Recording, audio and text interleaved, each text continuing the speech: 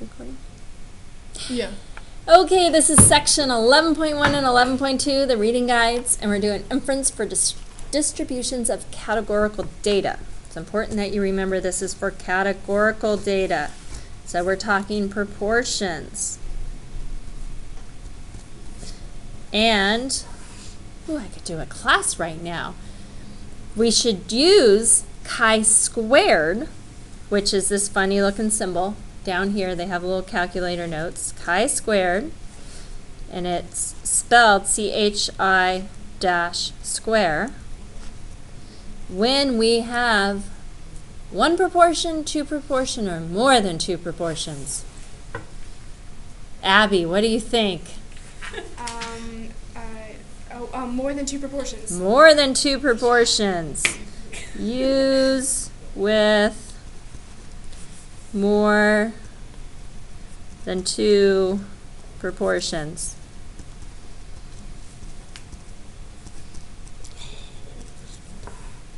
So Sarah made this beautiful flow map, as well as Abby did, but I did not print Abby's out, and I'm not seeing Sarah's anywhere. Handy. It's here. Nope.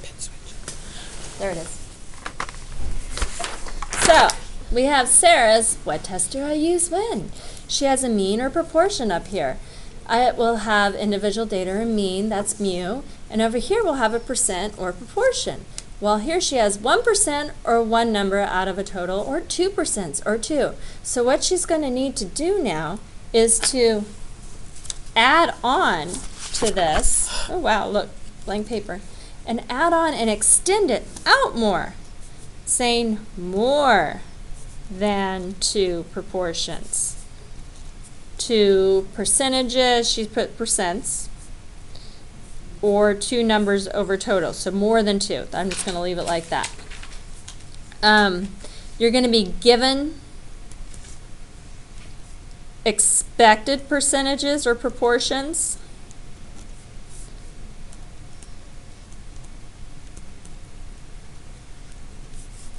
And asked to compare to the observed. I'm just winging it here, Dave. I'm on the back. You can talk. So when it's more than two, that means you're going to do chi-squared. And with chi-squared, we're going to have a goodness of fit test, which is kind of like either your Skittles or M&Ms when you're trying to see how well your sample matches the expected. Or you're going to have a test for homogeneity.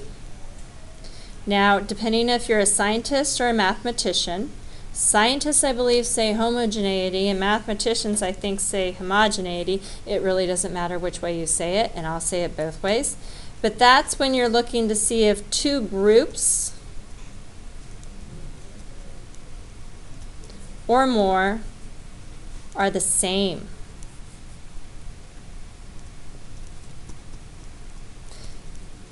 So your HO, your HO, is going to say in that case that everyone's the same. All the proportions are the same. The proportion of men and women who can hula hoop for 30 seconds is the same, because in Holand everybody's equal. And homogeneity, homo, means the same. Is that like the Skittles? Nope, Skittles is goodness of fit. Okay. Skittles, we have a sample and we're trying to fit it to a certain outcome. This is saying the proportion of two different variables, two different categorical variables that we're trying to see, are they the same? The one variable here for Skittles was color of Skittle. That was your one variable. Here we're looking at proportion of males versus proportion of females, maybe proportion of 9th graders, 10th graders, 11th and 12th graders that can hula hoop for 30 seconds. Okay. That's a bad example, but that's an example. Good question. And then there's one more chi-square test for independence.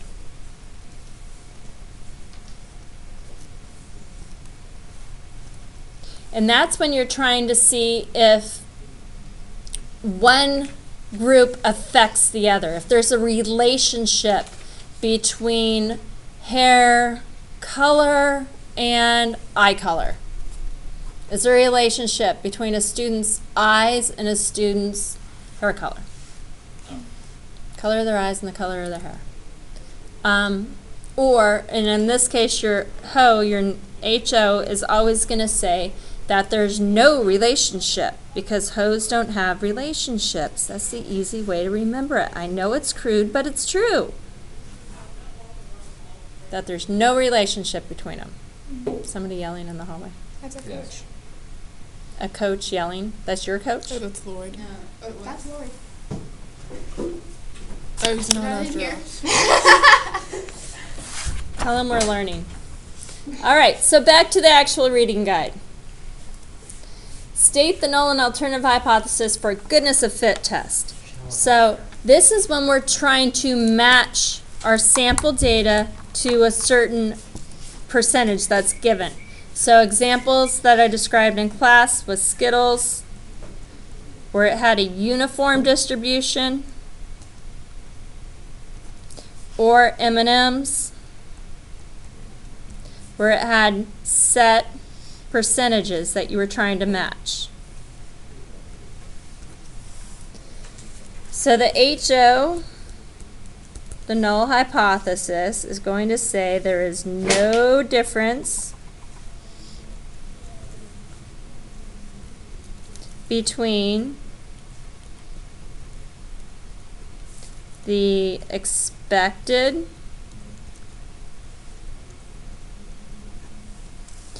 proportions, or you can use the word counts, whichever's easier on you, and the observed percentage proportions or counts.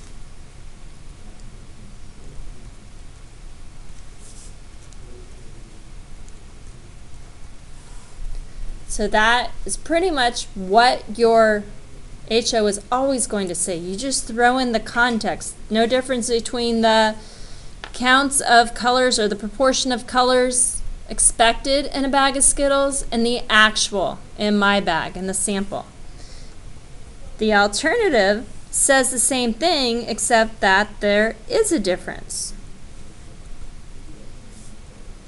And then you rewrite what you've already written.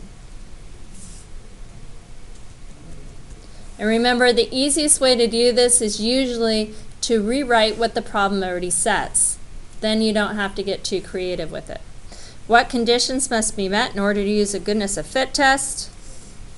We need, it's a guy, I don't know who it is, a random sample.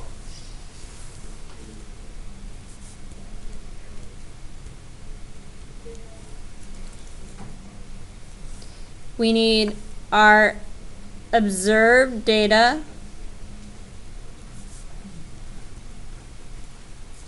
needs to be whole counts.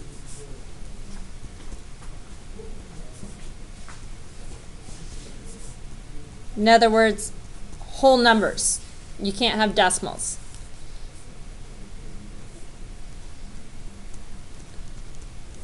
Is somebody making out in the corner right there? I think so. Oh, we have to walk out to him too. Dave. Open the door up. Tell them to go away. That's, oh, Lord. There was a learning happening here. I'm recording. Yeah, Yep. just like talk or do your business in a different Thank alcove. you. And the third condition is that you're expected, so they were making out. Expected counts are I think all at least 5. Most importantly, what should you write all these conditions in? Context. Yes! Jessica. Don't forget your context. Whatever you do, it always has to be in context. Otherwise, you drop from an e to a p, and that's crucial. What is the chi-squared test statistic? Well, it's this funny looking x with a little squared thingy. And to actually find it, you take the sum of each observed minus the expected, you square it, and you divide by the expected. Once in a while, you might actually have to do that by hand for one of the values. Otherwise, your calculator will do that for you if you have the GOF test. If not, then in the notes, I gave you instructions on the list. So how many degrees of freedom does the chi-square distribution have? For goodness of fit, N minus 1. what's n? Number of proportions. proportions. Okay, so degrees of freedom equals number of categories. They said proportions, that works too. Minus 1. So if it was Skittles, there were 5 colors in the bag, minus 1, degrees of freedom would be 4. As the chi-squared statistic increases, what happens to the p-value? So as your statistic, think of a z or a t-score, it gets bigger and bigger and bigger, the p-value gets smaller.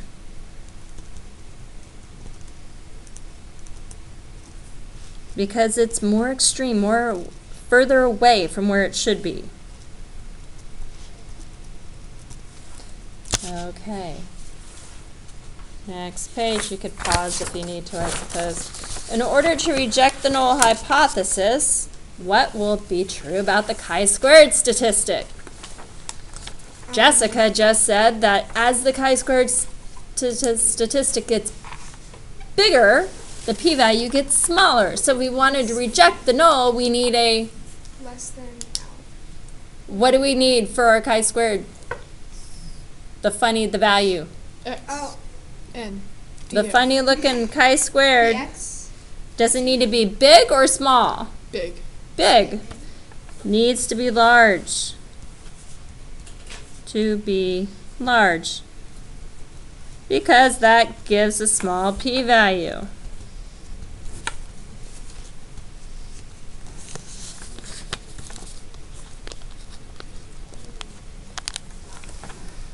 All right, what is the shape of a chi-square distribution? What happens to the shape as the degrees of freedom increases? More skewed. You guys are leaving already? It's 2:43. It's skewed right. We're slow walkers, Miss Belichick. And as the degrees of freedom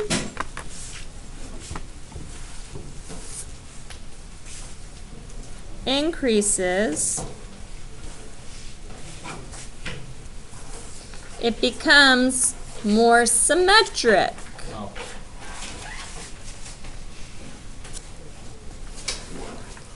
Good luck in your game, ladies. Oh, yeah, no,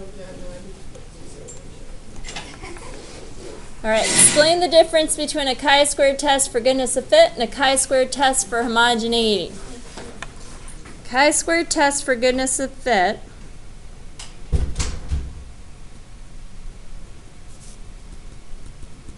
you're going to have one variable with one sample that you're trying to match to the expected.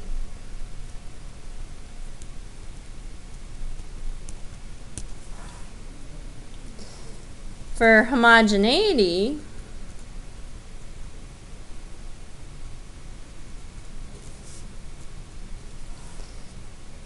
you're going to have more than one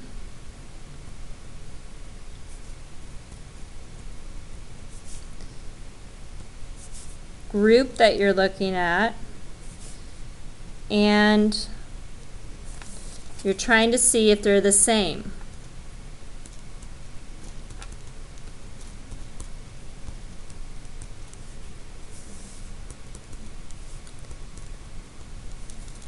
So when I say group, think of it as a sample, and you're trying to see if they are the same.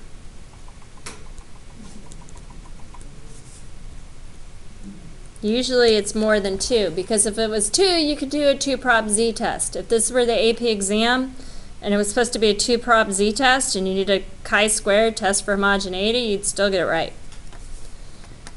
Number 9, state the null and alternative hypotheses for comparing more than 2 proportions, your chi-square test of homogeneity. And so your HO is that the proportions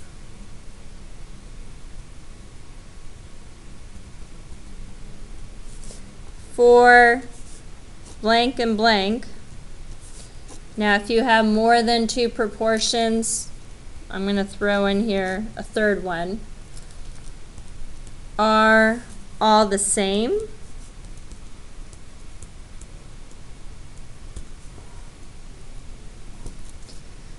And your alternative is saying the proportions for blank, blank, and blank, whatever we're talking about, are different.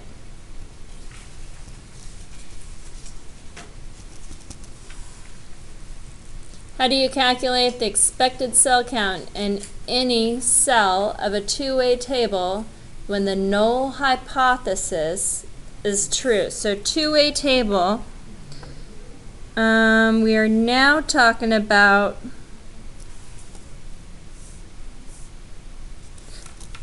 two-way table, we're talking about the test for homogeneity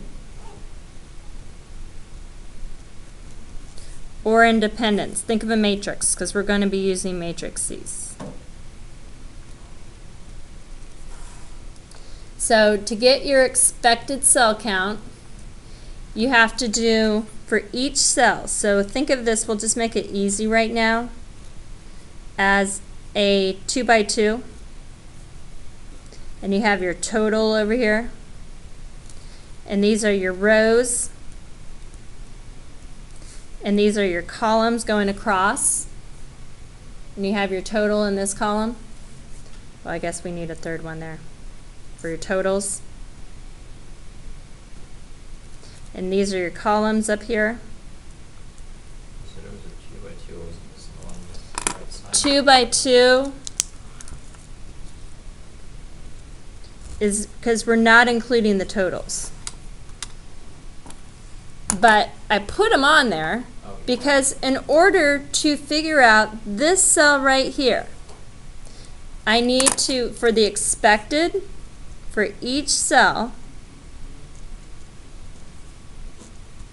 I have to do the row total for that cell times the column total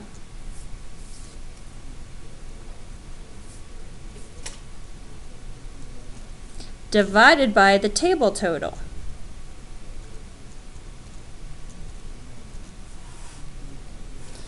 So,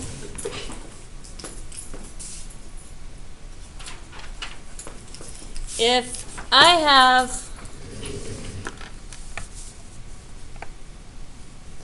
oh, I need an example, Dave, help. I don't know. I haven't done matrices in a long time. Let's say, no, I just need an actual concrete example. Let's say students this year, 2016, Their AP scores, versus students last year, 2015. average AP scores? I don't know. And we'll say percentage of, proportion of those getting a 4 or 5, and then we have a 3, and I guess lower. So I'm doing a larger matrix because I can't figure out what else to do. I could put pass and fail, I guess. I keep having to erase them every time you draw matrices. So 2 or 1.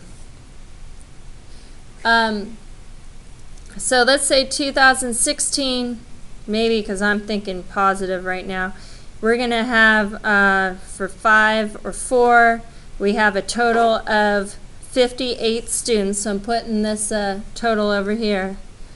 And let's say that we have 38 of you get a 4 or 5, and 19 of you get a 3, And then one of you, unfortunately, I don't know, you fell asleep during the exam or something. Something happened. I don't know who that one is. Last year there were 12 here. Threes, I think we had a total of like 60 students, I think. And I think there were 24 fours and fives. How much is that? 36, and then how many threes? 60 minus 36, 24. Really? No, that's right. Okay, those are not accurate, but let's just pretend that they are. These are the actual counts. So these are your observed counts, what the problem gives you, what they say happens. To get the expected, for each cell, I would need to do, for this first one, the row total is 58 times the column total, 38 and 54 is 62, times 62, divided by the table total. 58 plus 60 is 118. So divided by my table total, and I actually do that math, and I get my expected for that cell should be 30.47. So that's just the one cell. I would have to do it again for the 3 of a 2016 and a 1, and then do it for the 2015. So it's a lot of math. Wait a minute. So for that cell you did 58, which is the observed total. Your row total Yeah, and then, times the column total, oh, the column total. lining it up. Row, row, column, and then divided by your table total. Okay. Now, when we actually do the test for the chi-squared, the calculator puts them in a matrix for you. You just copy them down. But once in a while, you will be asked to compute one cell's expected count. And you wouldn't be given enough information to just plug it into your calculator, because they want to know that you know how to do this. Is it going to be a huge part of a question? No, of course not. It might be one multiple choice. So now that's expected cell count for homogeneity and independence. And then they want to know degrees of freedom. This is also for homogeneity and degrees and independence. We already went through what it was for goodness of fit.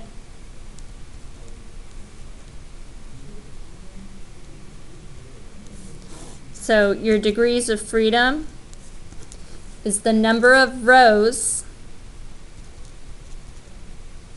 minus 1 times the number of columns minus 1. And that will give you your degrees of freedom. So for my example that I did with the AP scores that I made up, the degrees of freedom would equal the number of rows, which I have 2 rows, minus 1, times the number of columns. I have 1, 2, 3 columns, minus 1. So I end up with 1 times 2, which is 2.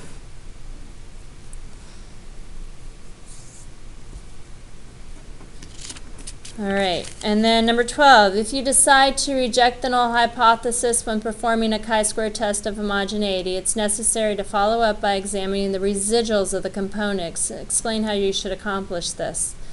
The residuals, this was the expected value for that. So to get the actual residual they're talking about,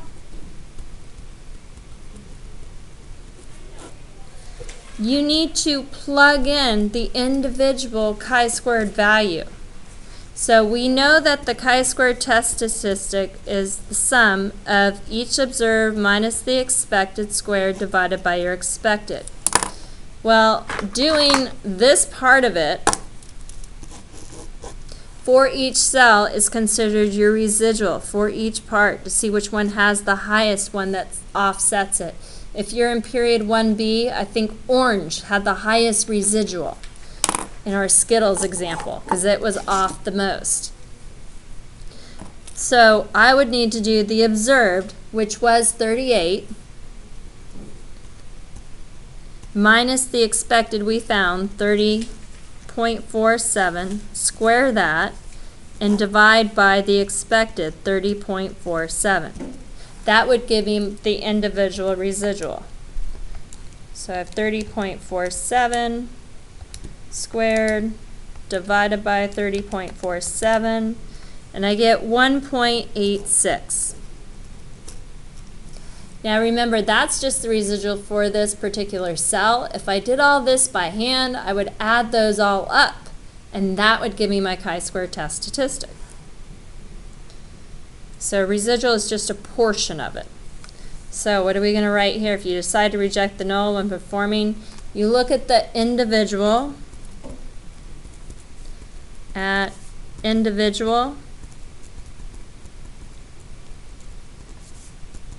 chi-squared values.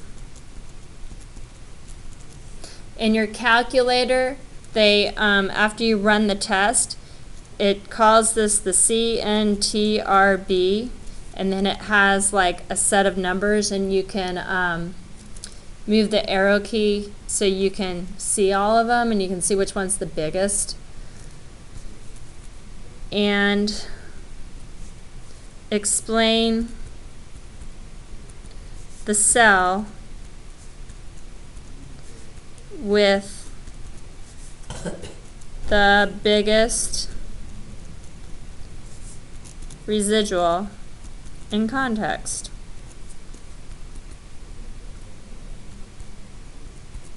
So this morning, period 1B did the same Skittles activity period 1A did with both groups. And one group, I think it was Tori's group, had a lot of orange in their bags, and that's what threw our whole class count off because they had so many oranges. So that was the problem of it once we looked at our data as a whole. 13, state the null and alternative hypotheses for a chi-square test for independence. Usually for the independence, we have, what's that? What is CNTRB? I'm not sure. That's what the calculator shows after you run your chi-square test. If I have one on here, Dave wanted to know what the CNTRB is. We hit stat, chi-squared. I know I have a goodness of fit one run, so I'm just going to do that and calculate. This is that right here. This is each time you took a observed minus the expected, squared it, and divided by the expected. And then if you arrow over, it gives you the next one and the next one. So when we did this in the list, I know Mr. Carroll this morning was kind of hitting at us to hurry it up. We calculated, these were the observed color counts for the Skittles. L2 was the expected. We took the total sample size divided by 5. And then L3 was 52 minus 72.4 squared divided by 72.4. And so each of these in L3 are your residuals. And for some reason, when you run the test, it calls it, I don't know what I guess somebody can Google it if they want to, CNTRB, see what it stands for. All right. So now we're moving on to the test for independence. So again, you should have read and tried to figure out what they're talking about. You can go to the book. The null. Do you know Mr. Goodwin stays after on these days? I have no idea if Mr. Goodwin stays after. The null is going to say that there is no relationship. As I said earlier, the easiest way, even though it sounds bad to remember this, is that hoes don't have relationships, and all hoes are the same. So no relationship between two or more variables, between blank and blank. The alternative is stating that there is a relationship.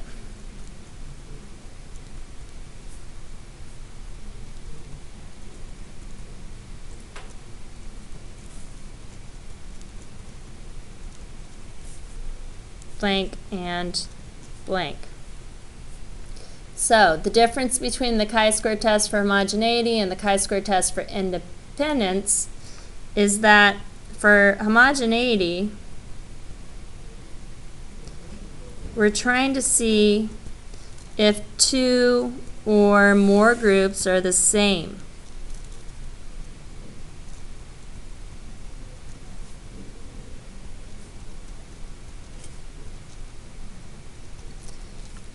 For a particular variable.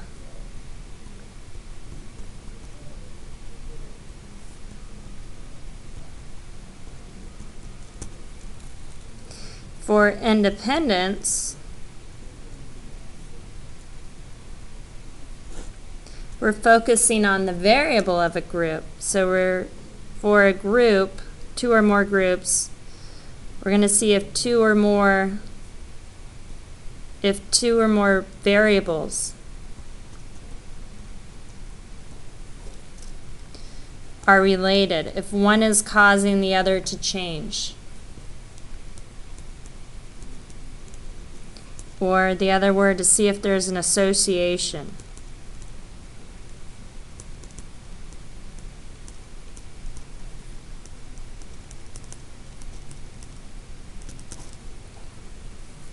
All right, so that's the end of those questions. Here, they walk you through tests for homogeneity. They have your expected cell counts.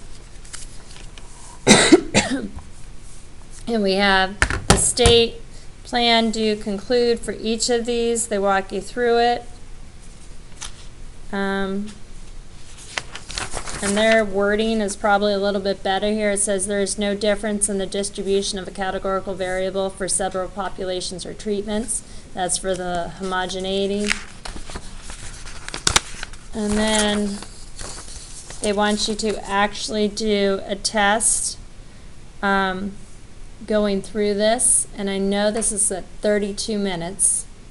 So I'm wondering if I should cut it off now or keep going. What do you think, Dave? I keep going at least Keep for going. the first one. Okay. So, There's 4. concept 1, the chi-square test, statistic, and distributions. When testing a claim about a distribution of categorical variables, we're using this formula. And they say, after playing a dice game with a friend, you suspect the die may not be fair. That is, you suspect some numbers may be rolled more often than you would expect. Break the die up and see if it's weighted. To test this, your suspicion, you roll the die 300 times and record the results. So, use these observed counts to determine the chi-square test for this example. They don't want us to do the actual test here. We're just practicing doing a chi-squared statistic. But what type of test would we do for this? Is it homogeneity, Yes. independence, or goodness of fit? I'm going to say homogeneity. See if the values are equal to the expected ones, right? Well, if we're seeing if, They all have to be the same. That's what they're testing. right, but how many groups do we have? 6. But all 6 sides are on one Die. die. So really, this is a goodness of fit one. Oh yeah. Well, they're only testing one die. That's right. Yeah, if they were testing several die, then we would like different colors or something, or different, I don't know, people rolling the die. Then when we have something else going on. But this is goodness of fit. So the values here, 1, 2, 3, 4, 5, 6, here's our frequency. We need our expected values.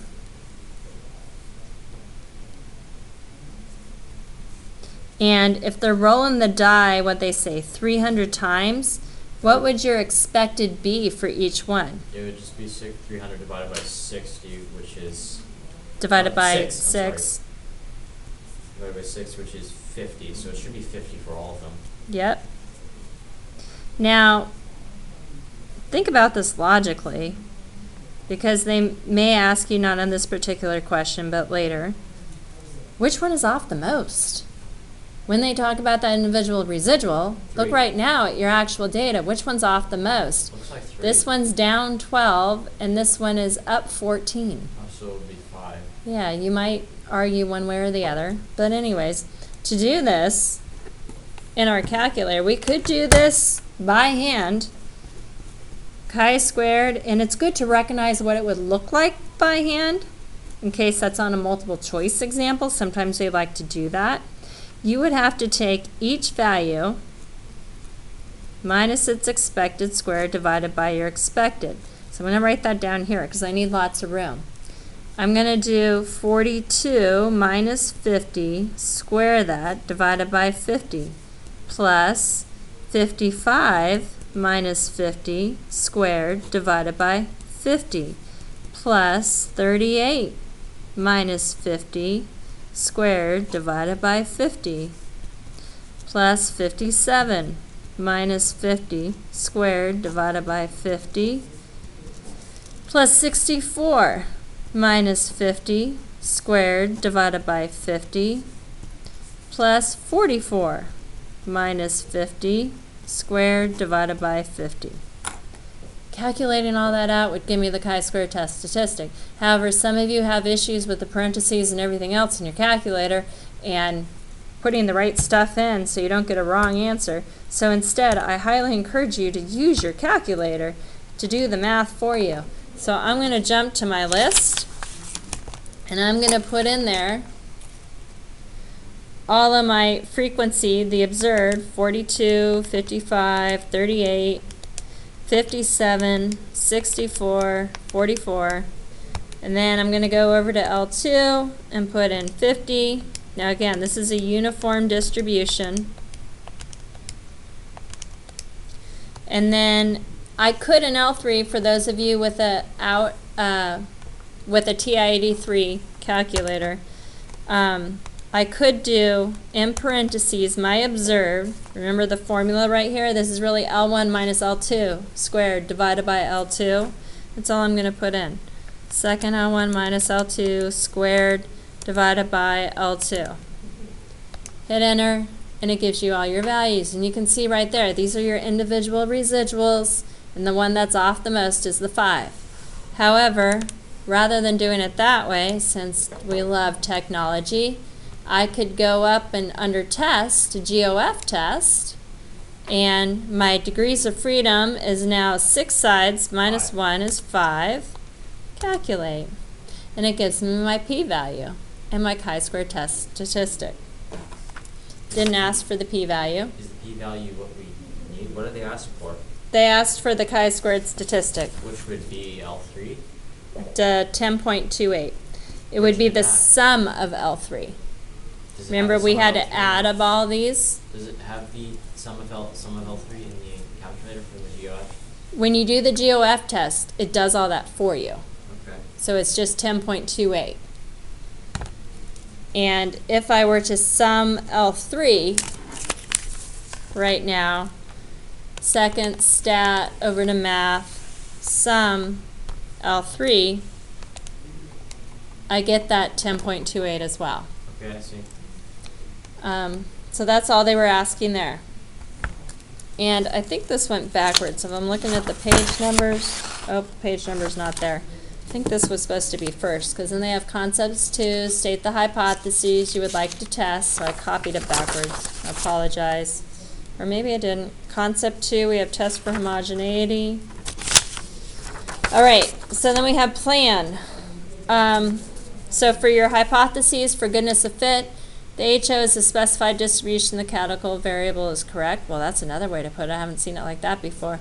And the HA is that the specified distribution of the canonical variable is not correct. That's even more specific than I've done in the past. The plan, that's your 3 conditions. You have to have all expected counts at least 5. We want to make sure that we have a random sample and that we have population is at least 10 times as large. We need to have counts of data. Individual observations are independent. They're throwing that in instead, so maybe we should start using independent terms instead. All right, do. Here's the thing. If you have time, write out all that math that we did over here. If you don't have time, don't worry about it. Just write what it equals, because that's been giving us an E on the do part anyways. And then conclude. We're still basing it off of usually 0.05 unless they give you another significant level, and all the wording's the same as it has been. You compare your p-value to the alpha level. If it's smaller than the alpha equal to 0.05, you reject your HO and you have evidence for the HA and you rewrite it in words. If it's bigger than 0.05, then you fail to reject your HO and you don't have evidence for the HA. All right. Now, on this one, they said use the observed counts from the previous check for understanding to determine whether or not you have convincing evidence that the die is not fair. If you have significant evidence, perform a follow-up analysis. All right, so the chi-squared statistic we had was 10.28.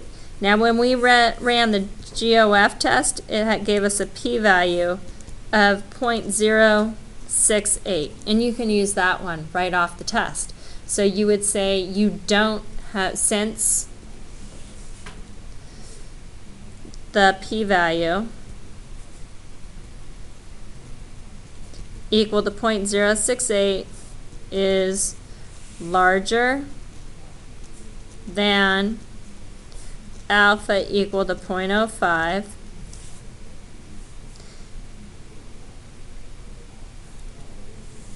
to determine whether or not you have convincing evidence that the die is not fair. I'm rereading because I'm going to rewrite it.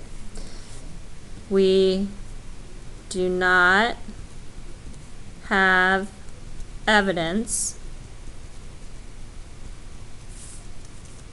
that the die is not fair. And now it wants a follow-up analysis. So that's looking at your individual counts and which one was off the most. If you look at the 5, and when we did it in L3, we had this 5 right here was, what was it? Stat 3.92. So the 5 had the highest residual.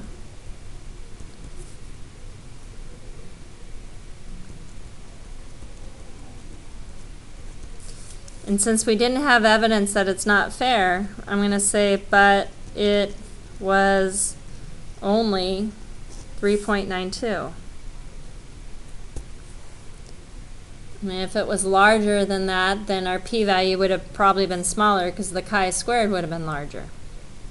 Now, one more thing here I didn't mention. If you don't have the more advanced calculators to get your p-value, again, you need to go to chi-squared CDF, put in your chi-squared, comma 999, comma the degrees of freedom.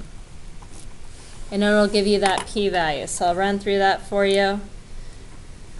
I'm going to go second vars and go to chi-squared CDF, not PDF. We don't need that one. If you have catalog help, hit plus.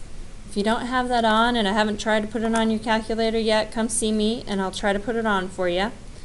But the lower bound's always going to be your chi-squared statistic, 10.28, comma 999, comma the degrees of freedom was 5.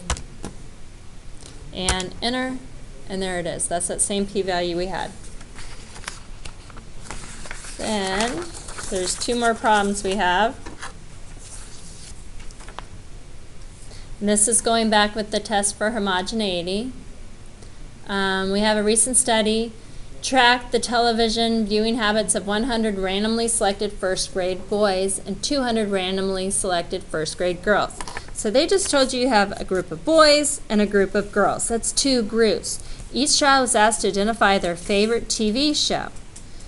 Look down here. There's 3 TV shows. There's no way you could do a 2-prop z-test with this because you have too many different categories going on. So do these provide convincing evidence that television preferences differ significantly, or are they the same? So this is a test for homogeneity. We want to know if they differ, if they're different, or if they're the same. So, our Noel, or HO, rewrite what they wrote. There is no difference in, now I'm rewriting what they wrote, the television preferences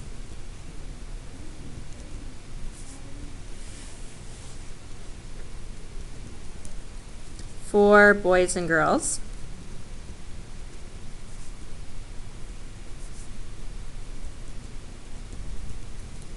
And the alternative, there is a difference.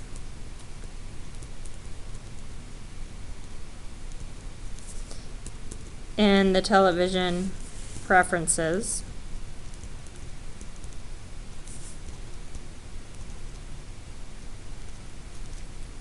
for boys and girls.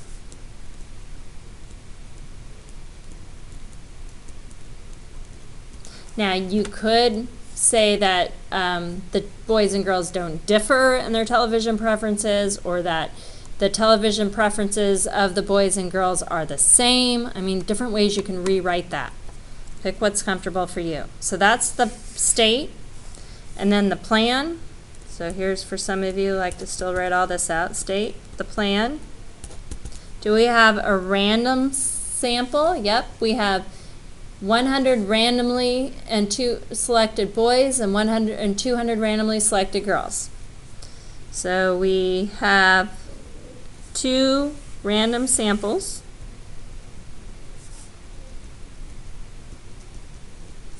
of first grade boys and girls. Giving him the answers? Yep. Well, he's doing his YouTube video right now. The second one is, you remember the second one, Dave? Random sample. It has to be greater than 5. Yep. We need to figure out if our expected cell counts are at least 5. I'm just going to write the expected, what could we call that in context? The expected number of boys and girls for, what were they doing? They're watching TV. Yep. For TV shows are at least 5. And write yourself a little note here, because we're going to come back and put that there, the expected cell count, once we get our answer.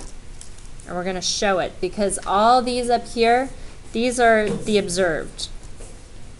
Bye, Mr. Moylan. Goodbye. Am I going to be like in your YouTube video now? What? Am I going to be like in the YouTube recording Yep. now? Yeah, Mr. Moylan says hi, everyone.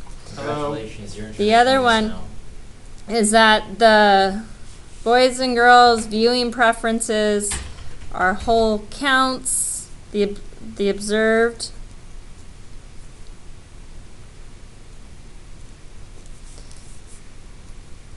boys and girls are in counts and independent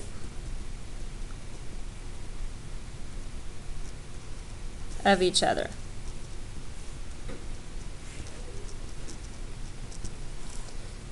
And then with conditions met,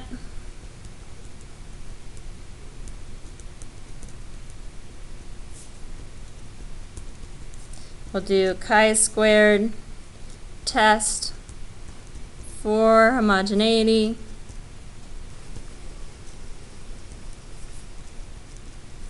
With degrees of freedom equal to, we need number of rows minus 1 times number of columns minus 1. There will be a multiple choice question just on the degrees of freedom for one of these, because that's something you have to memorize. We have 2 rows and 3 columns. So 2 minus 1 times 3 minus 1 equals 2. Now the do part. Chi-squared equals, and then I'm going to put p-value equals. And up here, I'm going to go back and write in my expected. So we haven't done this one yet in class. So here we go.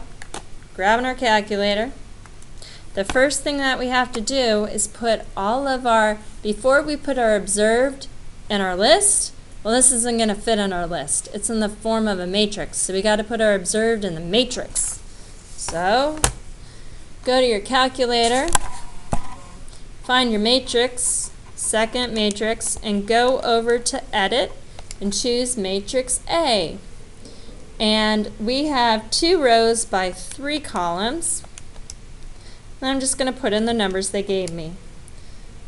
Remember, it goes across, not down. 70, 80, and 50.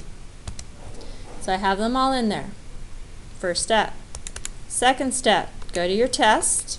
Chi-squared test, that's the one you use for both homogeneity and independence, the same thing. Hit enter, and look, it's reminding you, oh, you need to put your observed in matrix A, and your expected will magically appear in matrix B. It's going to do that for you. So calculate gives you your chi-square test statistic and your p-value, which, don't be fooled, that's not big, it's really, really small. And it tells you degrees of freedom. I forgot it did that. So I'm going to copy that down. Chi-squared. Now everyone has this one, even the TI-83s, so you don't have to be worried about that. And the p-value 0.00006. So it's really small. Now I need to go back and put in my expected. Remember, I left that blank. So I'm going to go back to my matrix, and look, the B switched. It was a 2 by 2. Oh, I just want to look at it. Nope, I need to go over to edit. That's right, it makes it easier to look at. So go over to edit, go down, and then just copy the information down onto your paper. Now before, I went through when we were doing the questions and showed you how to calculate this by hand. But of course, this is stat. You're not expected to always do that much math, so the calculator should do it for you.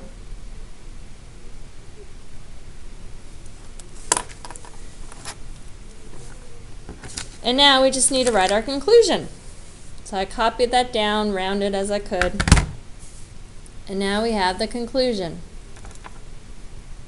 Same as we did before, with a P equal to 0.00006, which is smaller than alpha equal to 0.05, we can reject the HO. We have evidence for the HA. But write that out just like you wrote before. There's a lot of writing on this one. We have evidence that there is a difference. Dave wants to throw in his own words. He said disparity. In the television preferences for first grade boys and girls. Done. Now if you'd like to keep tuning in, I know we're at 54 minutes now. That's a long time. We're going to do the last one, which is your test for association independence. And here they wrote them out for you, so if you're answering those questions on your own, you could see that they actually wrote them out for you here. There is no association between two categorical variables in the population of interest. I said two or more. Really, they usually restrict you to just two. And that there is an association between two categorical variables in the population of interest. Now we have a recent study looked into the relationship between political views and opinions about nuclear energy. The survey administered to 100 randomly selected adults asked their political leanings as well as their approval of nuclear energy. The results are below. So we have approved, disapproved, no opinion, liberal, conservative, and independent.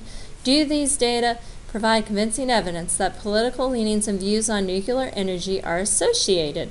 So right here, whenever they use the word associated or related, that's a test for independence.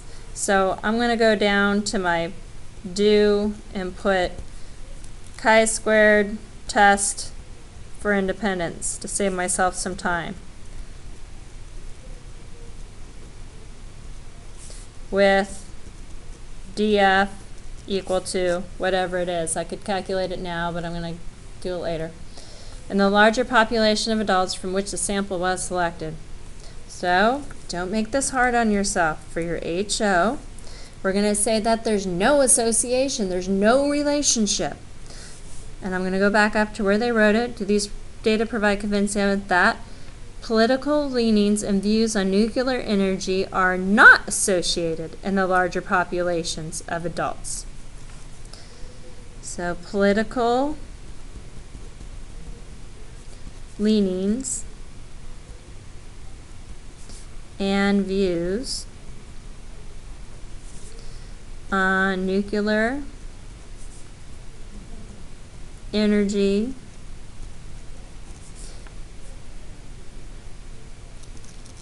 are not associated, or they're not related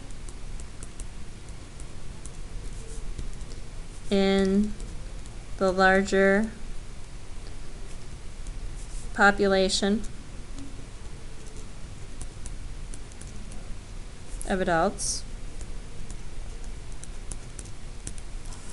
And actually, we probably don't even need the in larger population of adults. We could just say that they're not associated. And your alternative would say that they are associated.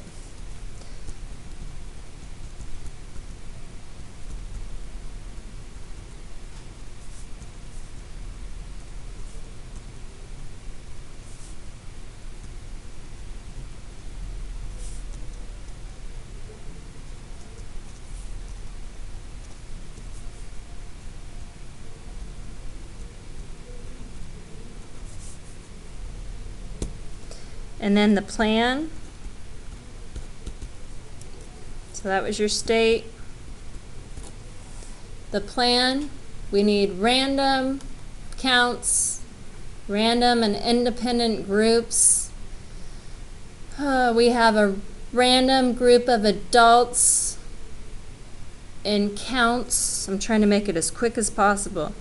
We have a random group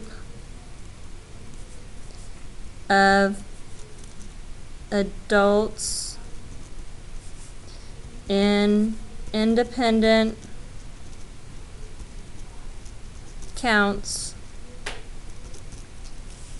with at least 5 in each expected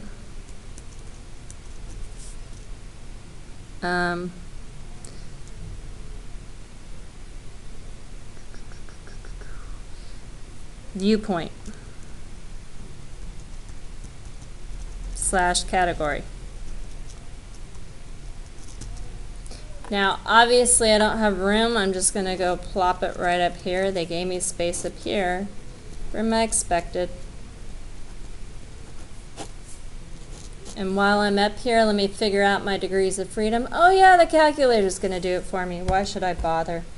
Let's go to matrix A and find our chi-squared test statistic. So second matrix A, we got to change it. We have 3 rows this time by 3 columns. And put in those numbers they gave you, 15, 20, 9 to 16, 8 to 18. Second quit out of there, go to stat, test, chi-squared test again. Yep, calculate. There we go. There's your p-value. Degrees of freedom is 4. And chi-squared equals 11.1. Your p-value equals 0.025. And then the conclude. But first, I'm going to go back to my matrix. Wait, just a quick question. Yep. How did you get matrix B? It magically appears. The calculator does each row total times the column total divided by the table total for us. Oh, when you do the. When you do the test, Okay. it appears. So I'm going to go back up. Just love technology. And type and write all these in. Just copying them down. Do you have to do that? Yep, it's like your proof. Kind of like when you showed that there were at least 10 successes and 10 failures, you wrote them down usually. Sometimes you had to multiply them out. This is just pretending that you did the math. Because obviously you wouldn't have time to really do all the math. That's why you need the calculator. So conclude with P equal to 0.025, which is lower than alpha equal to 0.05, we can reject HO. We have evidence that, and rewrite your political leanings and views on nuclear energy are associated.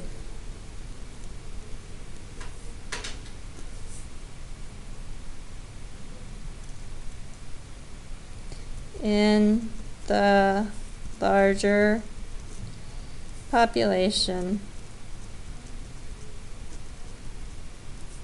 of adults from which the sample was selected.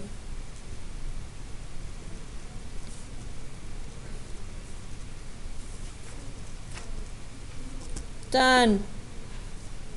Now, if, when they were talking about going back and when you reject your HO and looking at the values that were off the most, if they actually have that and want you to do that, there would be a part B asking you about it. And I believe that on one of the homework problems there is one like that. That's all for now. Wow, an hour and 3 minutes. There were some interruptions though.